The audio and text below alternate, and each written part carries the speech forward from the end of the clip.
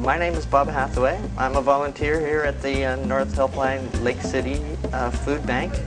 I've been for quite a while, and I am the Director of Distribution.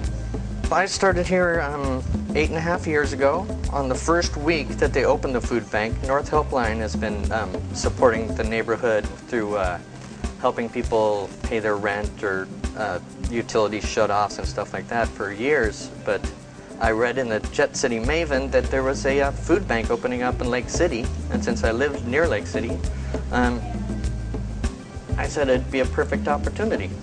So I came in, volunteered the first week, and have been here ever since. Bob is great. He's fast. He has a good heart. He deserves to be the king of everything. I love him so much. If he runs for anything, any seat, I vote for him. We usually do about 600 clients a week. You know, that would be about, I don't know, 1,500 mouths that we feed a week. Monthly, we do 25 to 30,000 pounds of food go out the doors. That's a lot of moving freight. The other question that everybody inevitably asks is, why do you volunteer at a food bank? And well, I think everybody should volunteer, but there's one story that I always tell, and this might take a minute. But when I was young, about 8 years old, there was a knock on the door, and it was the holiday season, and there was a knock on the door, and I got my mother, you know, I opened the door and there were two men standing there, so I got my mother, and the two men had bags of groceries. And my mother was raising 3 kids. She was 3 kids at the time. She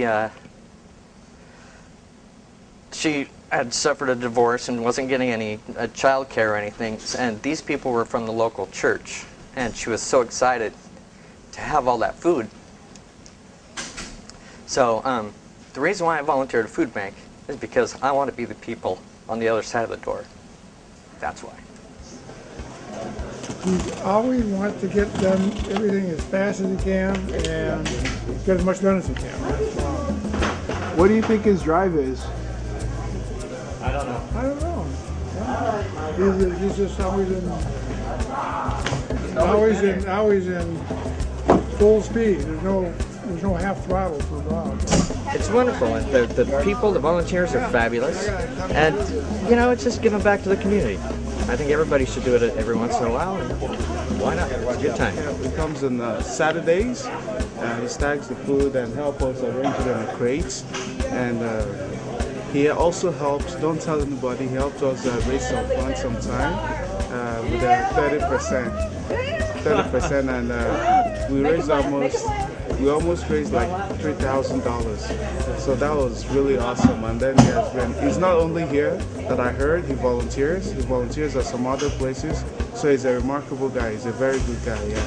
He's been helping make impacts in this place, so that's a nice thing. When I first met him about 3-4 years ago, he was always there for everyone, myself included, taught me what to do, how to do it, and he's, even in the toughest times of the distribution of foods or inclement weather, he's always been the first one there, the last one to go, and working through everything. He's capable of thinking of others when he's needed. He's always there when he's needed, and he's there before he's needed, in fact. And that's why Bob ought to be the community champion. That's right. Yes. That's right. Without the help and support of Bob Hathaway, the North Helpline would never have been able to grow to accommodate the needs of people in our community. Bob's always been visionary and on top of things, and he's really dedicated to making sure that everyone in our neighborhood receives food and support and the things they need to be a successful member of our community. So once a month you take care of the children in the neighborhood, give them toys, blankets, clothing, baby food, diapers, all of that stuff. There's our volunteers over there. Hi. They're all trying to hide from you. These are all the backup crates that are all categorized in different, but we just put up these little signs, which are kind of cool, to tell us, you know, where to go when the line runs low.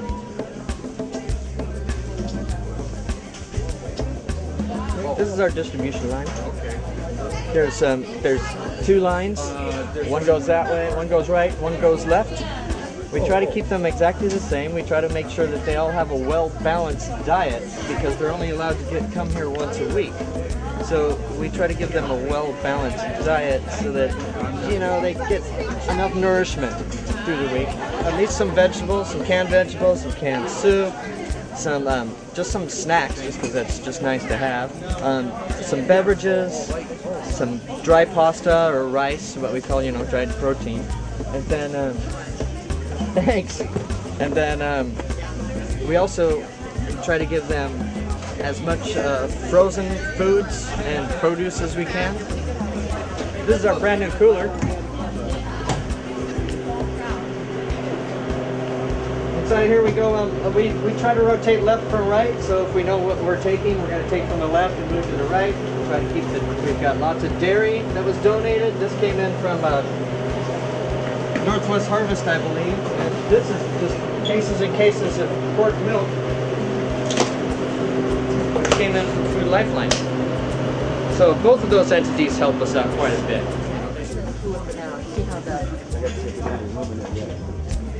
This in here is a freezer. Right now it's only 0 degrees, so I don't know if I want to go in here and freeze your camera. But these are all put into sections too. Like that's just the sort of dinner type stuff. This is chicken, this is beef, and that's pork. We're giving away a lot of pork because that's what we've stored up the most this week. And all of this is from Grocery Rescue.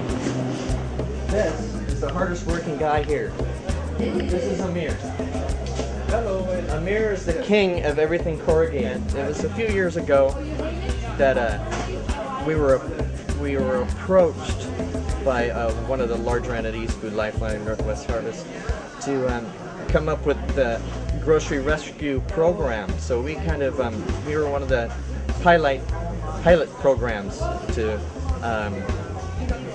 to go to all the grocery stores, pick that stuff up, safely move it from one place to another, and safely distribute it to the clients. And I think it's a wonderful thing. And it took us quite a while, but we figured it out, and now everybody in town is using the same method.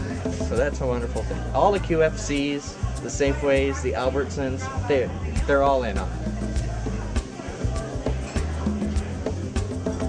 Other than that, that's pretty much it. Is that a pretty good tour for you? Pretty good tour for me. Can I go to work now?